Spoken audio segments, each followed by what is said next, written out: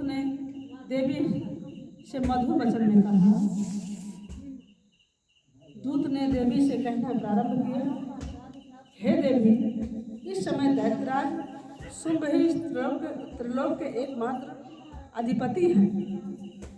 उन्हीं का भेजा हुआ मैं दूत हूँ के रूप में तुम्हारे सम्मुख उपस्थित हुआ हूँ। सभी देवगण उनकी आज्ञा का पालन करते हैं, बिना प्रतिरोध करते आए हैं। कोई भी उनके लिए उनका आदेश नहीं टाल सकता। उन्होंने संपूर्ण देवों पर विजय प्राप्त किया है। तुम्हारे लिए उन्होंने जो संदेश मुझसे कहलवाया है उसे तुम ध्यान देकर सुनो। बोलो सच्चे दरबार की जय। दानवराज ने कहा, इस समय सारी सृष्टि मेरे वशीभूत है। देवता मेरी बात का उल्लंघन नहीं कर सकते। संपूर्ण यज्ञों का मैं ही पृथक पृथक रूपों में भोगता हूँ। त्रिलोक के समस्त श्रेष्ठतम लोग मेरे पास ही उपलब्ध हैं। देवराज का सर्वश्रेष्ठ वाहन ऐरावत हाथी मेरे ही पास है। क्षीर सागर के मंथन काल से प्राप्त उच्च श्रवा नामक अश्वरत्न देवताओं ने मुझे निडाला है। इनके अतिरिक्त नागों, गंधर्वों या देवों के पास जितने अमूल्य निधि थे वे भी सभी मेरे अधीन हैं। हे देवी, हम लोग तुम्हें नारियों में मानते हैं, अतः तुम हमारे पास चली आओ, क्योंकि उन दुर्लभ वस्तुओं का उपभोग करने वाले एकमात्र मैं ही हूँ। हे चंचलाक्ष, तुम मेरे या मेरे महाबलवान भाई निशुम्भ के पास रहकर शुभ दुर्लभ सुख का उपभोग करो, क्योंकि तुम रत्न स्वरूपा हो। मेरा वर्ण करके ही तुम अतुल संपत्ति की अधिष्ठात्री बन सकती हो। तुम अपनी समझ से काम लो और मेरी पत्नी बनना सहर्षि स्वीकार कर लो। तब ऋषि ने कहा, दूत द्वारा ऐसी बात सुनकर कल्याणकारिणी माँ भगवती दुर्गा अपने मन में गंभीर भाव से मुस्कुराते हुए उन्होंने दूत से बोली। देवी ने दानव दूत से कहा, हे दूत, तुमने जो कुछ भी मुझे बताया है यह अक्षरशः सत्य है। इनमें तनिक भी संदेह नहीं है। इस समय त्रिलोक का स्वामी शुंभ निशुंभ, शुंभ तथा उसी के समान पराक्रमी उसका भाई निशुंभ ही है। किंतु इस समय मैंने प्रतिज्ञा की है,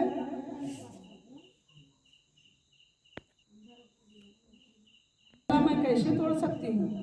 मैं अपना संकल्प तुम्हें बताती हूँ। जो भी प्राणी मुझे समर भूमि में पराजित करेगा, मेरे दर्प को दर्पित करेगा तथा जो पराक्रम और शौर्य मेरे समान ही होगा, उसी से मैं अपना विवाह करूँगी। ऐसा ही मेरा संकल्प है। इसीलिए यहाँ शुंभ निशुंभ आकर मुझे जीत ले तो मैं शीघ्र ही उनको पति रूप में वर्ण कर सकती हूँ। अतएव इस कार्य में विलंब करना ठीक नहीं है। देवी की बात सुनकर दूत ने कहा, हे देवी, तुम्हारी बातें केवल दंभपूर्ण है। लड़ने की तो कल्पना भी नहीं की जा सकती। इस विश्व में ऐसा कौन जो युद्धधारी है, युद्धधारी नहीं जो शुंभ निशुंभ के सामने खड़े होने का सामर्थ्य रखता हो। सभी देवता एक साधारण राक्षस को सामूहिक रूप से भी नहीं जीत सकते थे, तब तुम अकेली अवला क्या कर सकती हो। जिन असुरों के आगे इंद्र देवता भी नतमस्तक हो गए हैं, उनके सामने तुम भी एकाकी क्या कर सकती हो। मेरी बात मान लो। मेरी बात मान लेने में ही तुम्हारा हित है, अतः तुम मेरे साथ चले चलो, अन्यथा तुमको बलात्पूर्वक ले जाना पड़ेगा। तब तुम्हारी मर्यादा कहाँ रहेगी। दूत की बात सुनकर देवी ने कहा, तुम्हारा कहना ठीक है, परंतु मैं अपनी प्रतिज्ञा के कारण मैंने बिना सोचे समझे ही ऐसी प्रतिज्ञा ले ली है। अब उसे कैसे छोड़ दूं। इसीलिए तुम अपने स्वामी से मेरी बात समझा कर कहो, उसके बाद वो जैसा उसे समझेगी वैसा करेंगे। प्रेम से बोलो सच्चे दरबार की जय। छठवां अध्याय धूम्रलोचन वध। ऋषि ने कहा, देवी के मुख से ऐसी विचित्र बात सुनकर दूत को अत्यंत आश्चर्य हुआ। उसने असुरराज से सारा वृत्तांत जाकर कहा। दूत से ऐसी बात सुनकर दानवराज अत्यंत क्रोधित होकर अपने सेनापति धूम्रलोचन से बोला, धूम्रलोचन, तुम अपनी सेना के साथ अभी वहां चले जाओ और उस दुष्टा स्त्री के केस पकड़कर घसीटते हुए यहाँ बलपूर्वक लाओ। उनका रक्षक यदि कोई यक्ष, गंधर्व, देवता आदि हो तो उसका भी वध कर डालना। तब ऋषि ने कहा, धूम्रलोचन, अपने स्वामी का आदेश मिलते ही 60,000 दानवों को साथ लेकर उसी क्षण चल पड़ा। पर्वत के निकट पहुँचते ही उसने हिमालय वासिनी देवी को देखा और आज्ञा के स्वर से कड़क कर बोला, अरे तू मेरे स्वामी शुंभ निशुंभ के पास अभी चल।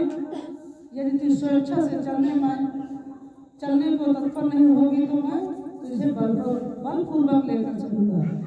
सेनापति की बात सुनकर देवी ने कहा, तुम राक्षस राज के कहने से यहाँ आए हो और स्वयं भी पराक्रमी हो। इस समय तुम्हारे साथ विपुल वाहिनी भी है। ऐसी अवस्था में यदि तुम मुझे बलपूर्वक भी ले चलोगे तो मैं तुम्हारा कुछ भी नहीं बिगाड़ सकती। तत्पश्चात ऋषि ने कहा, पुनः कहा। देवी का नकारात्मक उत्तर सुनकर धूम्रलोचन वेगपूर्वक देवी की ओर दौड़ पड़ा। तब देवी ने उस शब्द का उच्चारण करके उसे वहीं पर घेर गिरा दिया। फिर तो विशाल सेना एक बार में ही देवी पर टूट पड़ी। तत्पश्चात दानवी सेना के साथ अंबिका का 30 बाणों के शक्तियों तथा फर्शों का युद्ध चलने लगा। इतना देखकर देवी व क्रुद्ध सिंह भी अपने आयरों को गर्दन के लंबे बाल को फटकारता हुआ राक्षसी सेना में घुस पड़ा। सिंह ने कुछ को पंजों की खरोच से, कितने को जबड़ों से तथा कितने को धराशायी कर दिया, कितनों को दाढ़ों की प्रहार से मार डाला। उस सिंह ने कितने ही राक्षसों के पेट को अपने नाखूनों से उखाड़ डाला, कितने के सिर को थप्पड़ से आघात उड़ा दिया, कितने की भुजाएं और मस्तक को उन्होंने चबा डाला, कितने के पेट चीर करके अपने आयलों को फहराते हुए उनका खून पी डाला। देवी के महाबली सिंह ने क्षण मात्र में ही संपूर्ण आश्रम सेना का ध्वंस कर दिया। प्रेम से बोलो सच्चे दरबार की जय। जब शुंभ को यह बात मिली कि खबर मिली कि युद्ध में धूम्रलोचन मारा गया, तब उसकी समस्त सेना का विनाश सिंह द्वारा हो गया। तो अत्यंत क्रोधावेश में उसके होठ कंपायन होने लगे। उसने चंडमुंड नामक 2 महाबलशाली दानवों को आदेश दिया, हे चंडमुंड, तुम अपनी असंख्य सेना के साथ अभी वहां जाकर उसे बांध लो और उसे घसीटते हुए मेरे पास ले आओ। यदि उसे इस प्रकार लाना संभव न हुआ तो असुर सेना की मदद से उसे वहीं पर मार डालना। उस दुष्टा की हत्या होने तथा सिंह के मारे जाने पर उस अंबिका को अपने पास में बांध करके शीघ्र ही वापस लाओ। प्रेम से बोलो सच्चे दरबार की जय। आज के लिए यहीं तक होगा। कल 5वां अध्याय है अष्टांग। शुंभमर्दनी प्रचंड मुख खंडनी बने रणे प्रकाशनी भजाम विंध्यवासिनी त्रिशूल मुंड धारणी धरा विधात हारणी गृह गृह निवासिनी भजाम विंध्यवासिनी दराद्रि दुख हारणी सुता विभूत कारणी वियोग शोक हारणी भजाम विंध्यवासिनी लसत सुलाल लोचनम सतासनम वरम प्रदम कपाल सूर्य धारणी भजाम विंध्यवासिनी करुण मुदा गदा धरी शिवा शिवा प्रदायिनी वरा वरा नना शुभा भजाम विंध्यवासिनी सिंद्र जामनी प्रदम तथाश रूप धारणी जले जले निवासिनी भजाम विंध्यवासिनी विशिष्ट शिष्ट कारणी विशाल रूप धारणी महोदरे विलासिनी भजाम विंध्यवासिनी पुरम दरादि सेविताम सुरार वंश खंडिताम विशुद्ध बुद्ध कारणे भजाम विंध्यवासिनी। प्रेम से बोलो सच्चे दरबार की माता की जय। भक्त भगवान की जय।